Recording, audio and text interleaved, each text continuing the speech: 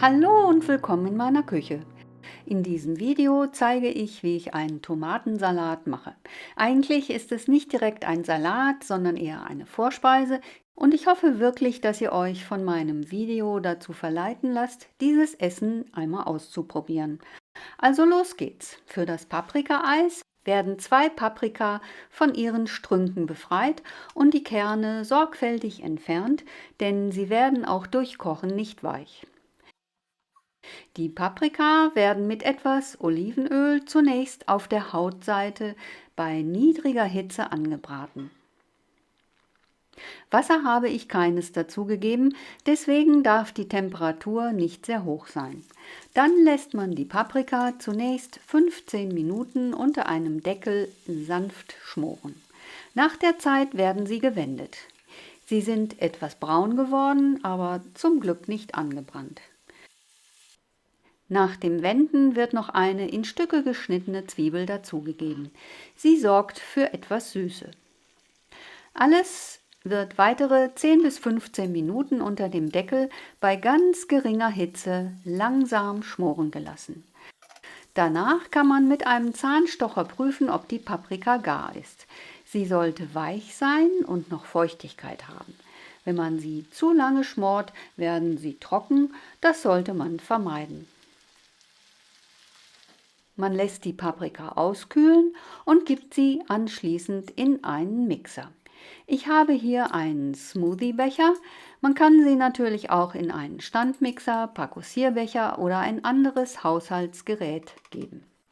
Alles wird nun gemixt, bis die Paprika schön cremig ist. Ich habe mir nicht die Mühe gemacht, die Paprika zu häuten. Alles wurde zerkleinert. Durch die eingeschlagene Luft wurde die Masse sehr viel heller und recht farbenfroh. Allerdings muss die Masse noch etwas abgeschmeckt werden, was ich extra jetzt erst mache. Sie muss, wie zu erwarten war, noch gesalzen und gepfeffert werden. Wer möchte, kann natürlich auch noch etwas Schärfe dazugeben, zum Beispiel in Form eines Hauches Chilipulver.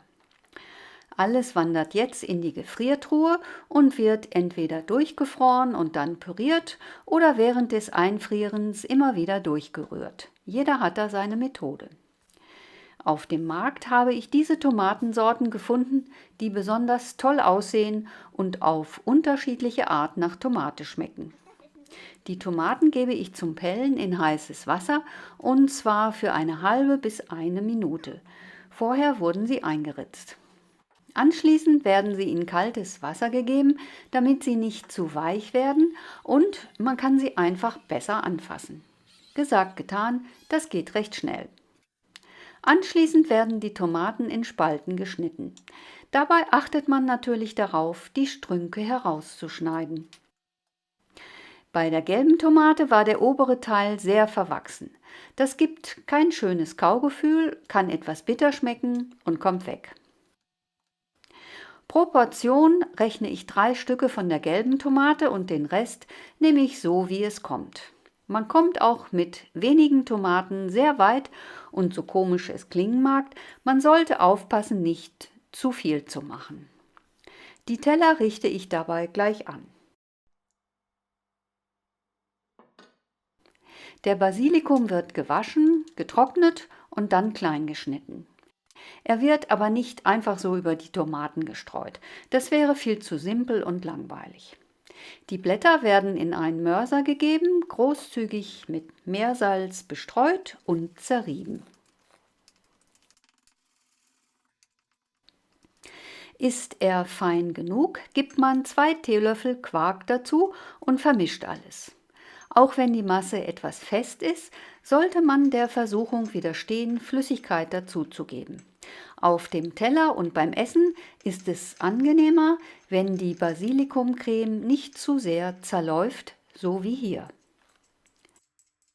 Wenn euch das Video gefällt, abonniert doch bitte meinen Kanal und wenn ihr mir einen Daumen nach oben gebt, findet ihr das Video später viel einfacher wieder. Danke! Hier kann man jetzt sehen, wie die Tomaten auf den Tellern angeordnet wurden. Die Basilikumsoße wird, wie gezeigt, zwischen den Tomaten verteilt. In der Mitte habe ich eine Fläche freigehalten. Es kann sein, dass sich Saft von den Tomaten dort ansammelt, das macht nichts, im Gegenteil, das ist gut. Denn in die Mitte kommt nun eine Scheibe geröstetes Brot. Ich hatte das natürlich gerade nicht da, deswegen habe ich eine halbe Scheibe Toastbrot genommen, das ja bekanntermaßen eckig ist, aber irgendwie habe ich es geschafft, den Kreis mit den Brotecken zu füllen. Das Brot kann sich mit dem Tomatensaft vollsaugen, was sehr interessant ist, besonders wenn es noch knusprige Ecken hat. Auf die Brotstücke kommt nun noch etwas Parmaschinken oder ein anderer roher Schinken, der euch schmeckt. Bis hierhin kann man das Essen gut vorbereiten und zur Seite stellen. Wir sind aber noch nicht fertig, denn kurz vor dem Servieren muss noch das Eis portioniert werden. Ich habe den Eisblock in der Mikrowelle kurz angetaut, verrührt und dann mit einer Kratzkugel eine kleine Kugel auf den Schinken gesetzt.